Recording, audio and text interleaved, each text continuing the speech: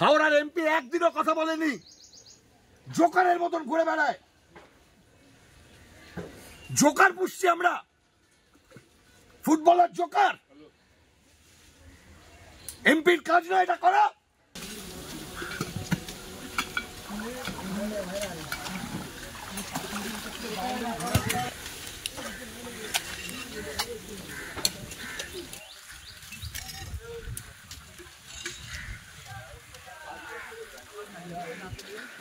আমরা এটা এসেছি এখানে, এটা হচ্ছে বেলগেছিয়া ভাগাড়। লোকে এইসব অঞ্চলে যারা থাকেন বেলগেছিয়াতে, তারা বলেন মাউন্ট এভারেস্ট কাঞ্চনজঙ্ঘার সঙ্গে তুলনা করেন। এখানে ভোরবেলা পাহাড়ের মধ্যে দিয়ে সূর্য ওঠে, আবার সন্ধেবেলা সূর্য অস্তও যায়। এর আশেপাশের জায়গাগুলো একটু বাদে আপনাদের দেখাচ্ছি। মানুষের জল নেই আর নিকাশি নেই।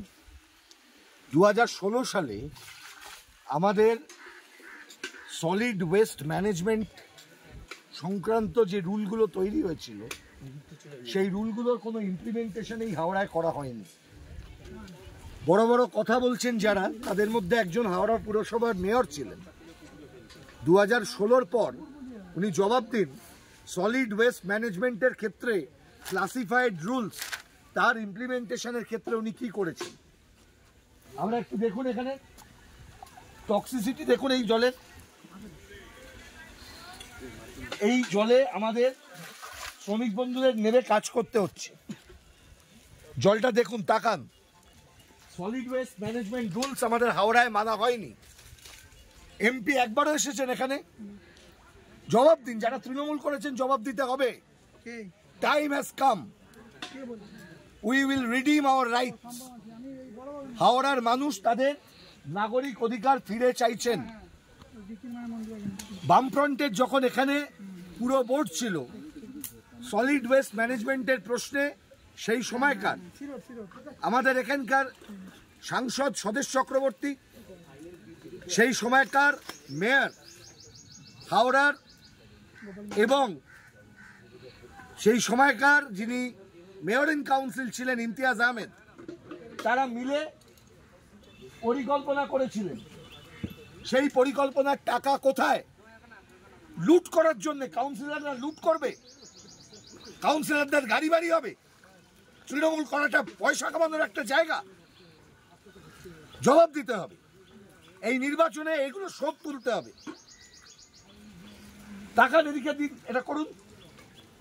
এটা ভাগাড়, রাত্রিবেলা জেসিবি চলছে, রাত্রিবেলা এখানে পলিউশন হচ্ছে।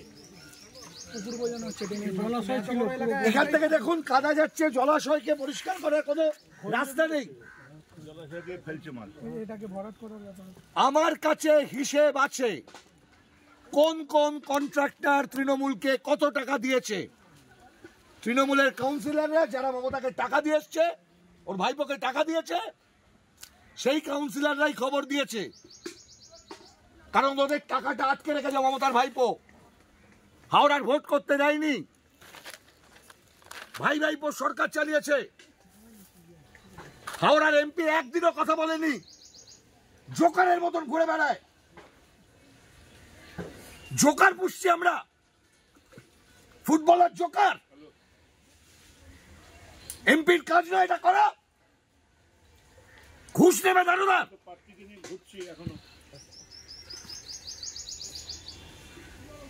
সমস্ত জায়গার মানুষের কাছে এই কথা বলবো। এই ছবিটা আজ ভাইরাল করতে হবে। রতিন চক্রবর্তী, প্রসূন ব্যানার্জি, যে যাই থাকুক, এই হাওড়াকে শেষ করেছে মমতা, মমতার ভাইপো, বিজেপি, তৃণমূল, সবাই। হাওড়া জুড়ে এই রাজ খতম করার যে কাজ আমরা শুরু করেছি, প্রতিটা পাড়ায় পৌঁছাবো। আমি দেখি কত ক্ষমতা তৃণমূলের টাকার আছে, প্রত্যেকটা লোকের কাছে যাব। জিনিসপত্রের দাম, খাবারের দাম, দুধের দাম, ইলেকট্রিকের দাম, সবকিছুর দাম বেড়েছে, কিন্তু মজুরি বাড়েনি। আপনারা এখানে নেল পালিশের কাজ করছেন, সেই কাজে আপনারা নিজেরা জানেন মজুরি কি অবস্থার মধ্যে কাজ করছেন আপনারা। তা আপনারা যদি এই পুরো প্রক্রিয়াটার বদল আনতে চান, তাহলে আপনাদের কাছে আমার অনুরোধ, রাস্তা হাতুড়ি তারা চিহ্নে ভোট দিন। আপনাদের লড়াইয়ে পাশে থাকবার জন্য লোক পাবে। আমার